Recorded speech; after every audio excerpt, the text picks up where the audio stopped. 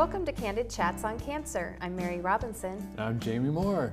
Mary, who are we chatting with today? We are chatting with Jody O'Doherty from Nebraska Medicine. We're so glad that you are here with us today. Welcome, Could you please Jody. tell us what you do? I'm an oncology social worker, so I work with general oncology patients and primarily bone marrow transplant patients right now. And actually, I have to say, Jamie, Jody was my social worker when I was in the hospital, and she Really? is absolutely amazing. Yes. So that's how I know Jody. She talked a lot about you. We have a lot of conversations when she was in the hospital, and I was sick at the same time she was, except I was home. And she's always touted you as a very important person through her journey through cancer. Well, thank you. I'm sure it's that way for all of her patients or clients. I don't know what you call them. They're but my patients. your patients. Okay. Yeah. So what is it you do for diagnosis, from the minute we get the diagnosis? Is there something that you can help that the diagnosis of cancer anyway is scary? Definitely. And so my role as a social worker is to come alongside and try and provide support for patients and family members. And particularly for transplant patients and families, I do a psychosocial assessment where I can get a chance to get to know you a little bit. And that helps me to know what's going on in your life in addition to the cancer, and what your journey is going to look like and what concerns you have. And then I try and come alongside and provide resources or just offer support emotionally, as well as help with discharge planning if that's needed too. So I have a broad scope of things that I do. You really do. She really does, and she's right on top of things. I know you sent me a lot of resources. She also helped with getting ready for, like Social Security type stuff, just any sort of planning that we needed. Jody was there, and things that we didn't think of, because I think a lot of us have a lot on our plates when we're going through this, and I wouldn't have thought of half the things that you suggested that we checked into for help. Sure. Yeah. Definitely. Anything non-medical is what a social worker focuses in on, to try and come alongside and help with what the doctors and nurses are doing. Now, how can you help us cope with being in the hospital? You say you primarily work with bone marrow recipients or people, and so they're in the hospital for a long period of time. Definitely. So in addition to just coming alongside and making sure that their needs are met, they're not worrying about finances, they have resources to help their kids or to get those concrete resources if they have to come for a distance, helping them with lodging and that kind of thing. But a big part of my job is trying to kind of get a sense of what helps them to cope, because everybody copes differently. Yes. And everybody's coping style, they have to figure out what works best for them. And so that's my goal, is just providing a listening ear, helping them talk about what they're feeling and maybe process some of that. So you first come up with an assessment, what you call a psychosocial assessment. Right, exactly. Can you explain a little bit what the psychosocial part of it is? It's kind of our way of getting to know that patient, and so finding out a little bit about your background, your likes, your dislikes, what works for you. Do you like a lot of information about your condition, or do you just want basics, because information is too much if it's too detailed? Yes. Who do you have in your life that are support people for you? And that's a big part of what social work does, is we look at the person as a whole and also look at what needs your family might have through this process as well. And also, you wanted to talk to us about coping with coping with cognitive restructuring. Right. Can you tell us about that? Yeah. So cognitive restructuring is just a fancy term for a coping style. And as I mentioned, we all need to try different things and figure out what works best for us. Some people use meditation, some people talk about their feelings, some people seek information as a way of coping. Cognitive restructuring is actually a process of altering a negative emotional response to an event by becoming aware of negative thoughts and purposely changing them to a positive or rational thought that helps you have a greater sense of well-being. Wow. So in other words, how you think about something makes a big difference on how you feel about it or how you cope with it. We talk a lot about that on a lot of our shows, Yeah. is Mhm. positive thinking. Right. Is that Positive what you're attitude. kind of talking about? Or? It's positive thinking, but it's realistic thinking. If you tell yourself everything is going to be perfectly fine, but you don't know that for sure, then that's not helpful, because that's not a truthful statement. But you could tell yourself that this is going to be a process. You're going to take one step at a time. You're going to follow the doctor's advice. You're going to lean on family. You're going to rely on your faith. Those kinds of statements help you to feel a little bit more grounded, a little bit more in control, rather than thinking this is terrible, awful, horrible, miserable. And so what you choose to think about makes a big difference on how you cope. That makes sense. So, okay, you said a whole lot in one sentence there. It's teaching the brain how to look at cancer from a realistic point of view, to become realistically, to give yourself a better opportunity to become healthy? Right. It's a way of helping yourself to process And cope. and To cope. cope. So, for example, if you think about your cancer experience as terrible, awful, horrible, miserable, Right. you focus in on that. The more you think about that, you're going to feel depressed, anxious, hopeless, fearful, right? Mm-hmm. In reality, to be honest with you, there are days that it is terrible, awful, horrible, miserable. And I'd be the first one to say that patients and family members need to take time to grieve and need to take time to express those emotions. When you feel angry or sad or scared, you need to talk about it. You need to express it and sit with it for a little bit. But then there becomes a point to where if you dwell on that, it's not helpful any longer.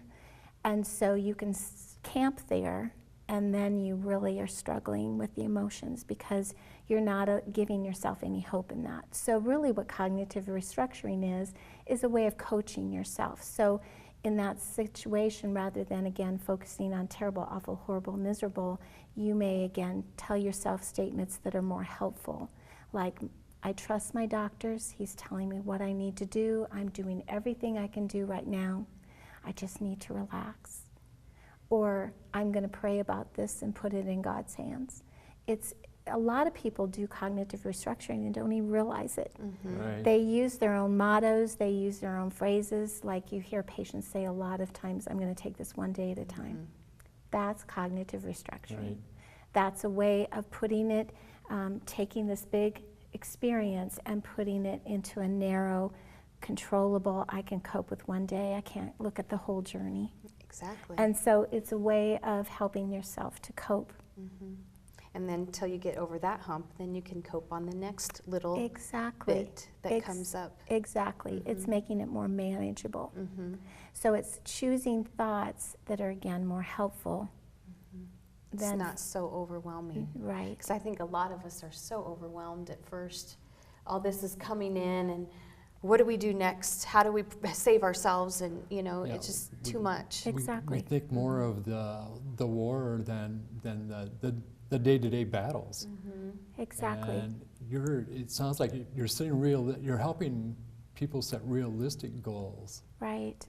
And, you know, we all have thoughts that can become distorted or irrational. And Yes. cognitive restructuring, if you're really doing that, and a lot of times people go to counselors to figure out how to actually practice it in their everyday life. But one of the types of distorted thinking is catastrophizing. And so patients can easily fall into that, where you're thinking of all the what ifs. If this happens, and this could happen, and what if this happens, and Every this night. could happen? And then you become very overwhelmed and scared and Yes. anxious. That is so normal. Every patient, every family member will experience that at some point. But cognitive restructuring, if you really practice it, you can learn how to catch yourself right at the top of that before you let it spiral, and remind yourself, okay, this isn't a helpful thought. Going down the path of what ifs isn't going to help me. I'm going to take a nice deep breath. I'm going to focus on something else right now. Or I'm going to take the next step, do what I can do in this moment, and figure out the next step tomorrow. something more manageable. Do you suggest certain activities or anything, like if somebody was going down that spiral, does it help to busy themselves with something, or does it help to just be? Diversion is a wonderful tool. Gets your mind off of it, gets you busy doing something else. Relaxation techs, breathing, those kinds of techniques can really help. But diversion is a wonderful tool, focusing in on something else, or bringing family around that bring you joy, doing something that you enjoy to kind of offset some of the other things that you have to do. Cognitive restructuring is not something that most people can just do at a flip of a switch. It's something you have to kind of practice. Right. And so there's actually a way of practicing cognitive restructuring where it can become more powerful in your life. And that is sitting down and putting on an alarm for just 3 minutes, and sitting down and thinking about something that generally causes you some anxiety. For example, a lot of my patients will worry about a biopsy result, or worry about the yearly appointment and fear of recurrence and all of those kinds of things. So you turn on that timer for 3 minutes, you sit and think about things like you normally would, but I want you to then at that point really focus in on what's happening in your body. Are you starting to feel like your shoulders are getting tight, your head's hurting, you're a little nauseated, or you're getting kind of clammy hands, are you feeling anxious? What's going on with you? And then when the alarm goes off, you audibly say, stop. And then at that point, you choose a thought that's more helpful. Okay, so I don't have the results of my biopsy. It's not helpful for me to worry about that at this point in time. It's not going to change the outcome. So I'm going to choose to do something I enjoy doing with my family. And tomorrow I'm going to trust that my doctor's going to have my next steps, whatever the results are. So That's wonderful. an important point, isn't it? Because we spend a lot of time worrying over things we don't have control over in general. Right. Now, at nighttime seems to be the worst time for a lot of people with cancer, and it is we get stuck in that what ifs. Yeah. Is there anything that we can do at night to help restructure our thought patterns? Right. If you practice that exercise, what you're going to start to realize is in your everyday life and at night when things are quiet, you're going to, when you catch your body doing those things, or you catch your mind spiraling, you'll actually catch yourself in the act, and you'll hear that little voice. That's why I say do it audibly. You'll hear the little voice saying stop. And at that point, you can start to say, okay, it's not helping me to worry about it. I need to do some relaxation techniques. So maybe working on your breathing at that point. Or some people actually have to, if they're really having trouble sleeping, even getting out of bed and just focusing on something like a silly TV show for just a few minutes, just to refocus the mind, get the mind off of what you're thinking of, can really help. I know some people say don't get out of bed and don't do that, but I found that if you're really having trouble with your thoughts and they just won't shut up, then sometimes if you turn on just a silly show and not even focus in on it as much as you're just kind of watching what's in front of you, it'll turn that little tape off and help you to refocus. And then when you go back to bed, just work on the breathing. All I need to do is breathe. So is that just kind of like, in another word for it, like a redirection of your brain? And I'm just trying to, I guess, trying to capture the understanding of how your mind can impact the body.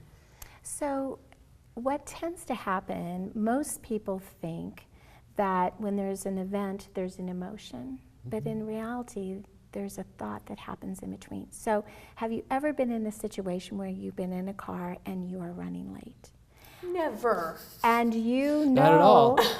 know that if you don't get going, you're going to be late, so you are speeding and you are going as fast as you can. Intense. You are, and all of a sudden you look in your rearview mirror and you see the flashing lights and you hear the sirens, and all of a sudden you start to feel sick to your stomach, your hands get clammy, your heart's racing, and you're thinking, now I'm really going to be late. My boss is going to be angry. Now I'm going to Right. get a ticket. It's going to take me twice as long to get where I need to go. And you're just feeling sick inside. So you kind of slowly slow down, and that police car goes right past you. Oh, that's a happy ending Yes, so that far. is. What but what happened? You're in a whole bunch of you were stuck in a pattern of, Your of thoughts were- negative thoughts. Right. Your thoughts already assumed. It's Well- what you were thinking that actually caused the physiological response in your body. What you think about makes a difference. So, given another example, if you're driving in a car and a guy veers over in your lane and almost hits you, you're thinking, that guy could have killed me, he could have smashed my car, I would have had all this debt, and I'm going to start to feel really angry. I'm going to be fuming at that point, right? Right. But what if you're driving in that car and the car swerves over, does the exact same thing, but your thought is, he must have hit a slick of ice. Then what you're going to feel is relief. Right. So what you choose to think about makes a difference on how you respond emotionally and mentally. It takes practice. It's not something you can do automatically. But I think a lot of times we think things and we don't focus in on really what it is we're telling ourselves. We're just responding to things and not realizing that a lot of times it's our self-talk. It's like the what ifs. Yeah. It's your self-talk that's spiraling, and that is what's scaring you, what's making you feel so anxious and worried and fearful. It's because you've already in your mind, your body's responding to things that you're believing to be true because Yeah. you're treating it as if it's happened. I think when all of us get the diagnosis, we're all so scared that Definitely. we don't think, we only think of the end part. Right, You know, I'm going to die. exactly. So what you're telling us is we just need to stay focused, practice our breathing, restructure how our thoughts so we're not into the negative thoughts, so we have all this beautiful energy instead of being stuck in our little spiral, Right, that we can take that same energy now and heal. right. And again, you have to allow yourself to have some emotions because that's Right. a part of this. So there's going to be times where you just simply need to cry. You simply need to grieve. You need to acknowledge the fact that you're feeling anxious or worried about the future because you don't know what it holds. Because the worst thing is to suppress your Exactly. emotions. That you do not want to suppress your emotions. That's not helpful either. But at the end of the day, when you've given yourself that time, when you've really allowed yourself to express them, talk about them, journal, go to a counselor, really get them out and sit with them for a while, then at that point, that's when cognitive restructuring can be helpful because you then can start to feel a little bit more sense of control of, okay, I can't change life circumstances, but I can decide how I'm going to adjust to them. Yes. Exactly. Beautiful. Adjustment is, that is cancer. You're learning how to adjust from Exactly. the second you get the diagnosis. Exactly. Not only patients, but family too, Family are just as much in turmoil and struggling just as much. Now, I know you really help Mary out a lot, and you help a lot of your patients, but the support system, what is available for the support systems at Nebraska Med? Well, we have wonderful psychiatry and psychology as well as social work. We have chaplains. And we do have support groups that I believe fully that support groups can be amazing to be able to allow people to share their feelings and not feel so alone in how they're Right. feeling. I think there's some power to that. And it's easy then, I think, for people to talk to others that are going through that experience because they get it. Yeah. You know, you can talk to friends, but even if they're well-meaning, they don't really understand what you're going through like another patient. Right. And that's why we actually try to go, my husband and I, try to go to the lymphoma and leukemia stem cell transplant patient group. I don't know, it's a Yeah. long title, but I remember when I first started going, it's a weekly meeting, And I just wanted to see somebody else that made it through. Right. I was scared, and I believe it was you that suggested that I go. I'm not positive because that was a while back, and it was so nice to go there. And of course, you were holding the meeting. Jody's usually the one that holds the meetings. There's another lady too, and I just felt very comfortable. And I'm like, oh my gosh, there's survivors, and they're 5, 10, 15 years out. I mean, I can do this. It gave me a new sense of hope, and it made me feel a little bit more at ease. And so I'm so glad that that's offered. And I'm sure there's things offered for colon cancer patients too. There's a colorectal group that the American Cancer Society has. We also have a survivorship group that's for any cancer once a month. Really? At the Med Center, yes. And we have opened it up to be more of a facilitated discussion. Because we're finding how powerful that is for people to connect with one another and talk about what concerns they come with to the table. So it's a little more timely that way. I like the idea of all cancers getting together and talking instead of just one specific group. That is a wonderful idea. In fact, I think we're seeing more and more that cancer is not seen as one specific diagnosis: ovarian, breast, colon cancer, colorectal cancer, leukemia. It's nice that we're seeing cancer as it's one illness. Right. You know, and exactly. You know, it doesn't matter what comes in front of the word cancer, what description of it. It's the scariest time of your life. Exactly. And I did it the exact opposite way. Mary and I are very exact opposite in how we treated our cancer. Although we both were there for each other all the way through. I stayed isolated. Okay. Now after doing this show, it's the last thing I would recommend to anybody is staying isolated. Get involved in the community and get involved in your cancer. And so that you can see somebody with a positive outlook, that's somebody that has. That made it, Exactly. You know, we did the Boxer 500, which was colorectal cancer run walk. And we get to meet some of the really neatest people. But it was everybody had this most beautiful attitude. Right. And you could just feel it, the energy. And both of us walked out of that place that day just totally going, this is awesome. Well, and you find when you're around other patients is sometimes when you're having a bad day, they're encouraging to you. They have just the right words to say, and maybe they're having an up day. So there's a balance there, and there's something about having somebody bring something to you that is an encouragement that maybe you can't muster up yourself on that day. I mean, we talk about it all the time that we used to text back and forth. I would be having a really, what I thought was a bad day. And I would text Mary and go, I'm having a bad day. And she goes, yeah, but I'm in the hospital and I'm throwing up.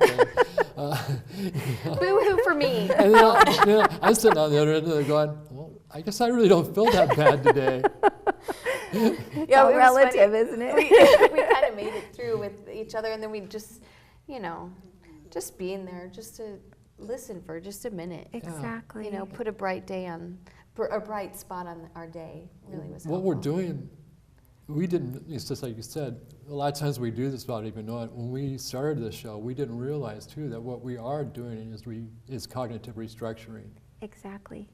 But we just you didn't even know you were doing it. And a clue. lot of people find a way of reframing their situation, like you said, thinking about the positive or focusing in on your faith. You're doing a type of cognitive restructuring that's very powerful, and more of that is helpful. Yeah. So we got a couple minutes left. Out of all of your wisdom as a social worker with a background in oncology and a background in helping people deal with their emotions with this scary thing we call cancer, lead us with something. What is your wisdom?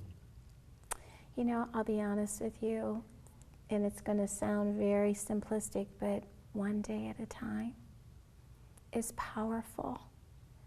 Because if you look ahead, sometimes you can't see the path. And that for most people is scary. That loss of control and that uncertainty for most people is what brings the most anxiety and fear and sadness.